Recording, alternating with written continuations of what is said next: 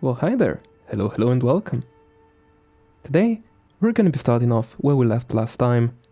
Here, just outside the cave, in some sort of foothills. What are they called again? Let me check.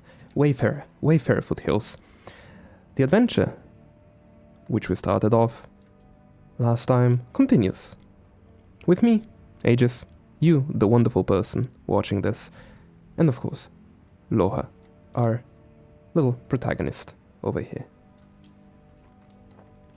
Well, last time we defeated some of the Sons of Svanir, which tried, and well, are supposedly still trying to, sacrifice the Minotaur spirit to the Dragon Jormag. Oh well. Would you look at that site? Let me climb up a little bit more. Wow. Guild Wars 2 is definitely a very, very beautiful game. An underratedly beautiful game, I'd say. I always enjoy taking in sites like these. Truly wonderful. Well, moving on. So, from the last episode, I've learned a couple of things. The video should look a little bit better now. I misunderstood the setting in my recording software and changed it in the wrong direction last time, so I changed that into the right direction now, and the recordings should be quite a bit more beautiful now, alongside learning to put my phone on silent before starting recording. So, with that in mind, I feel like we're gonna make even more fun times today, and even more quality ones as well. So, let me ask now. I've talked enough about myself. Let me ask you, how are you doing today? What brought you here today? Into this second episode? Is it just a little bit of boredom? Maybe in need of some comfort material? Whatever it is, welcome. For me, it's a little bit of both. You know, it's the end of October 30th. You can sort of see by all the Mad King's Halloween-themed event stuff is going on around here. It's the end of October and the weather is turning all grey and cold, and what better time to buckle in with a little hot beverage and play some beautiful games like this one. Well, we're off to Holbrook now, which I haven't explored a lot. Or at all, actually. Especially not in this winter time. Oh, but it sure does look majestic, doesn't it? So, How are you doing? I'm doing quite well. Good hunting. Thank you, you too. Have you noticed how the Sons of Svanir take only men into their circle? I never thought about it.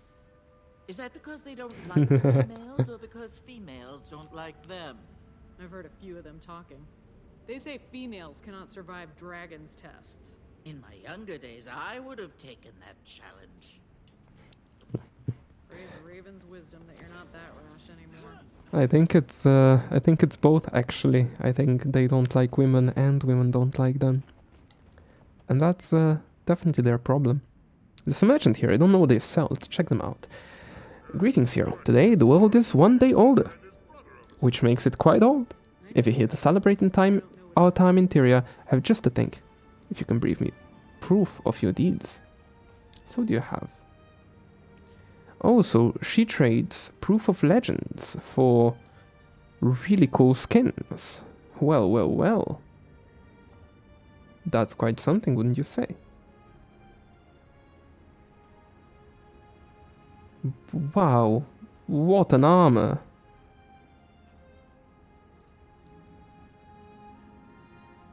Now that looks almost too much, I think. Absolutely menacing.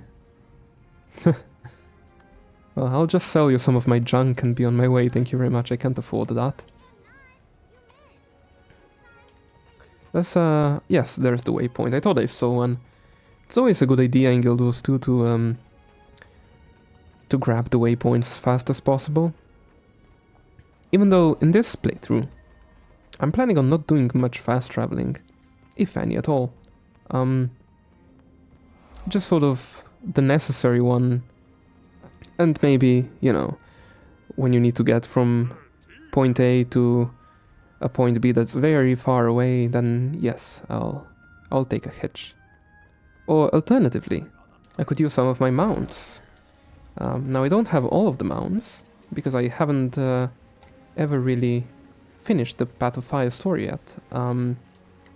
But I do have some.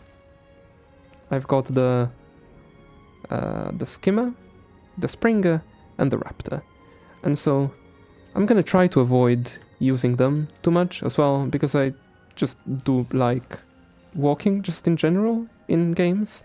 But, you know, if there's a big sort of distance to travel in a not that interesting area, then I have no problems with using the mounts. Well, anyway, let's get back on track. Holbrook seems to be quite a big place. We wouldn't want to get lost. So possibly further down is where we'd need to be. Let's check if that's correct. I do have a glider as well, which I use to avoid fall damage. It seems to be sort of correct. It's taking us out here. I'm trying to follow the minimap instructions here because I really am very bad at navigating vertical places. So I do often need help, and even with minimaps, I really often get lost, and I'm sure you'll see plenty of that. For example, I could have just taken this little path here, but no, well, I guess we had a nice little scenic route of Holbrook there, so no worries. But here's the gate we were heading towards. Rage of the Minotaurs. Minotaurs? Minotaurs? Minotaurs? I'm not quite sure how to pronounce it. The American way would obviously be Minotaur, but I'm not sure how to do the British one. Well, here we are, Eir. What do you have for us today? I tracked Minotaur to a cavern. Minotaur. Shrine. All right. The Sons of Svanir were there too, tracking the same beast. I convinced them to tell me what they were up to. They've been rounding up Minotaurs and feeding them to a dragon minion on the orders of their boss, Vidkun. That would explain the Minotaur spirit's rage. No wonder his children are attacking any hunter they see. I need your help, Eir. You know more about the dragon and its minions than anyone. Of course I'll help, but I won't get in the way of your legend. My time for glory is past, and I sense yours is just beginning. To be a great hero, you need to know your enemy. I know Jormag's minions, and I can show you how to fight them. Excellent. Meet me on the mountain, and together we'll teach these Sons of Svanir a lesson they won't forget. Well, well. Looks like we're picking a fight. And I don't mind, honestly. So, this one requires the specialization of Soul Beast to use the dagger. We don't want the Great Sword, I don't think, so we'll take the Warhorn. It's over. Even though we use a double-handed sword, we can put the Warhorn in our off. Oh wait, do we have? No, we just have two longbows here. Okay, the old one and the new one. Let's take the old one off and put the Warhorn. And is there anything else we got that we can use? That's an offhand. We can't use a pistol. We can use a sword. We'll put the sword there. So we've got the sword and warhorn in one set, and then the great bow in the other, or long bow. Wonderful. And we have a nice little level up as well. So let's get that. Wonderful. And with that, we should also probably check. We have a bit of training to do. I've got 6 hero points that I haven't used yet. As you can see, as I was playing before starting recording, I got some sigils unlocked, but there's plenty to go yet. Oh well, signets and traps and just sort of skills. What is this one? Passive, it increases the ferocity of you and your pet. Active, tap into the land to root foes around you. That's quite a good one. If you root them and then dodge, that's a pretty nice way of getting some distance between you and them. Traps I won't go into that much by priority, just because as I said last episode, I'm not the best at using them. The survival ones might be cool. Lightning reflexes, evade back with a crack of lightning, dealing damage and gaining vigor. Oh, well, this might go well with the signet. And over here we got the Sun Spirit. Summon a Sun Spirit that at the target location and apply blindness to nearby enemies. Is that a grammatical mistake? Summon a Sun Spirit that at the target location and apply blindness to nearby enemies. The spirit will slam the ground and then shake, granting boons to nearby allies. Alright. And with the command training, you get pet skills. So Sick'em, your pet rushes at your foe, revealing them and dealing increased damage. That might be nice. But I think I'm gonna go for the... hell. I'll take the signet for now. That's 3, and then we have 3 more, which I'll put into these lightning reflexes here. And I'll apply them here. I'll take the signet of the wild and the lightning reflexes, and I'll test them out, see how they work. Okay, let's head down the slope and meet Eir at the Hangrammer climb. Let's exit to Holbrook. So today is a bit of a colder day. It's been a really warm October here in Slovenia, but the last week has been marked by just rain and clouds, and it really is beginning to look like November, even though it really felt like August, even a fortnight ago. And well, even today, it's still... Let me check my phone. It's still 20 degrees out, which for the 30th of October isn't too normal, a little bit too hot, but it definitely is beginning to feel a bit of a chilling in the air.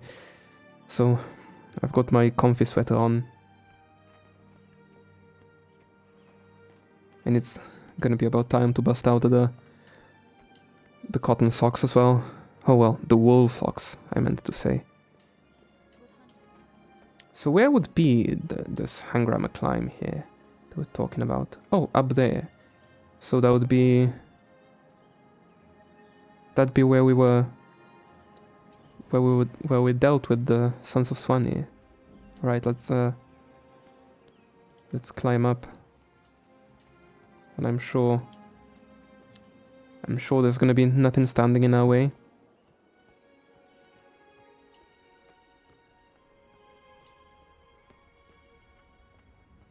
So yes, yesterday was a pretty big day for me, I think.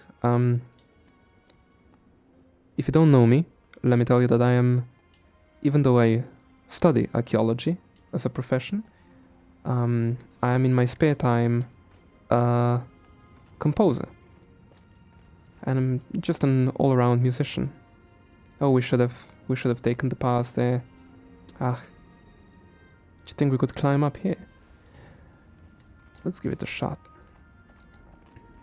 And there was an album I wrote quite a while ago. Well, it was a passion project that lasted a long time. Oh, it's an invisible wall. How I hate this. Well, looks like we're going all the way around. That's okay though, it gives me time to tell you about my new album. So, I run a bunch of bands, well, a bunch of project bands, honestly. One of them being really active right now, called DDoS, like Distributed Denial of Service.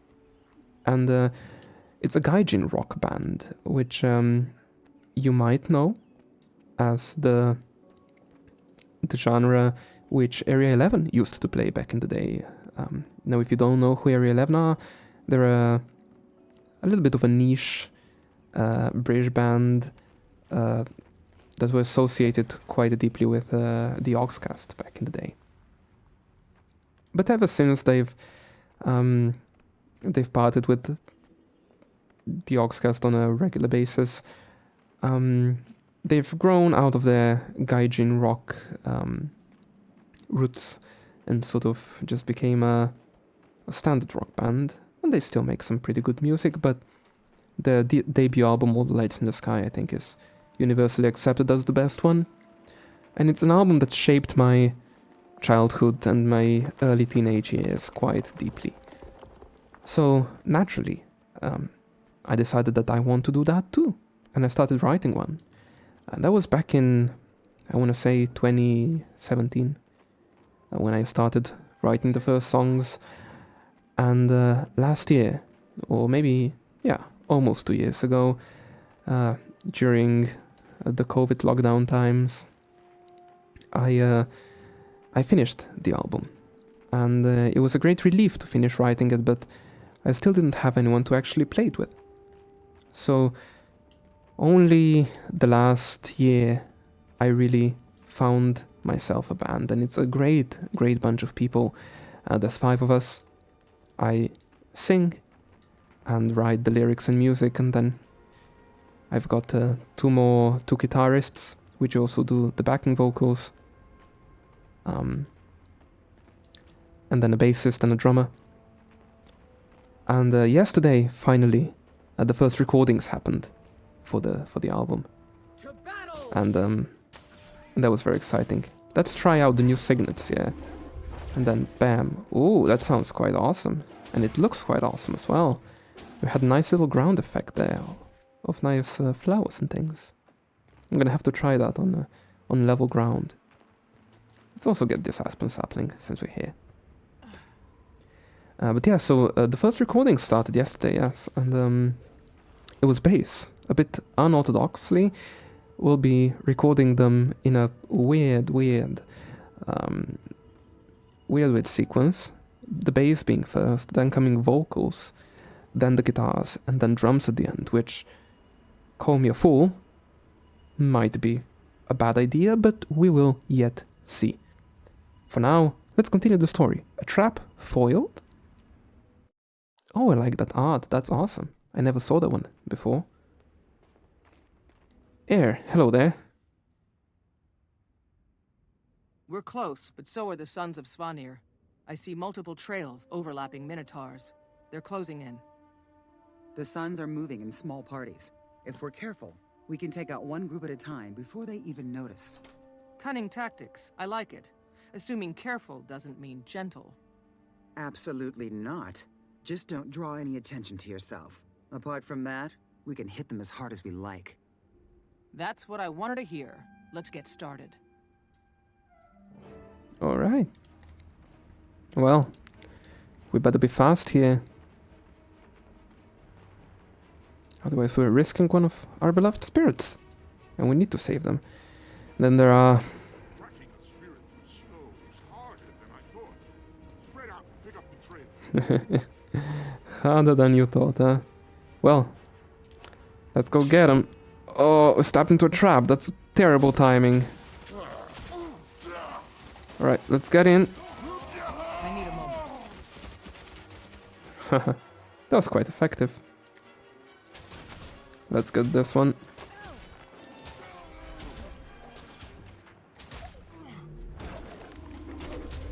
Look at this, it's such a wonderful effect, that one. I really like that. There we go. Let's res Bjarni here.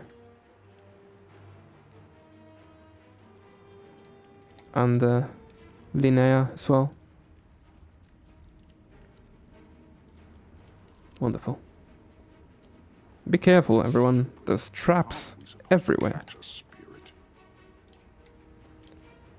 Well, let's get that one. And that one. And now, let's get the AoE on them. Should do the trick. A little bit of healing needed, but simple enough. I also love this effect. Look at it. It's wonderful. I never knew how just well visually satisfying was Ranger. Well, obviously, since I never played it, but that makes sense, doesn't it? So I was also thinking about what other games to play on here. I feel like Guild Wars 2 is definitely one of the ones that are gonna carry on for a long time. But it shouldn't be just limited to MMOs, I don't think.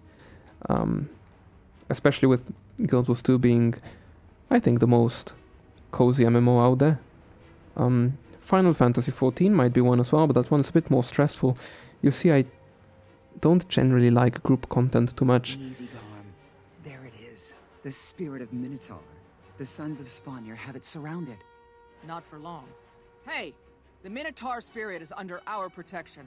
Lower your weapons and back away. Never. This is our prey, and you're poaching. I'll poach your head and hang it by the elk horns in Holbreck. Now back off! Last chance. Kill them, brothers! Dragon's minion must feed. I love Loh's demeanor.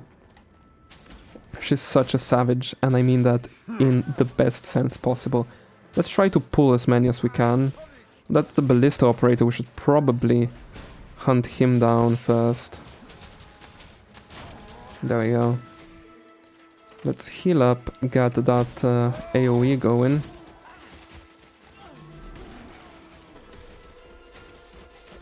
Oh, I was pressing the wrong button. I was wondering why my 8 skill wouldn't work.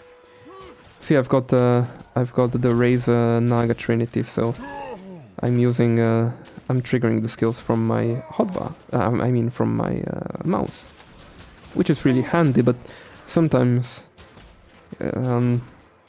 sometimes you don't even notice that you're hitting the wrong skill. It's a lot easier, I think, to mess up which button switch. Relax, Slayer. The spirit knows we're not enemies. Look closely. You'll see recognition in his eyes and a strong measure of gratitude. Now look at his wounds. How haggard and weak he is. See the mud on his hooves? Looks like it's from Dark Riven Bluffs. He probably picked up the mud and the wounds at the same place. And that's where we'll find them. The Sons and the captive Minotaurs. So, how do we get past the guards to rescue the prisoners? Smash. We could dress up like beer merchants, get the Sons drunk, and trick our way in. Good. Or you could ask for Minotaur's blessing. If he transforms you into a Minotaur, you could get close enough to break them out. So, fool some drunken Sons or cause a Minotaur stampede. Let me know what you decide. Legends have to learn to make choices like this. Well, and we'll do that next time. For now, thank you very much for watching, and for coming along for this ride today as well. Hope you enjoy the rest of your day, evening, or whatever time it is when you're watching this, and I'll see you next time. Have fun, and goodbye.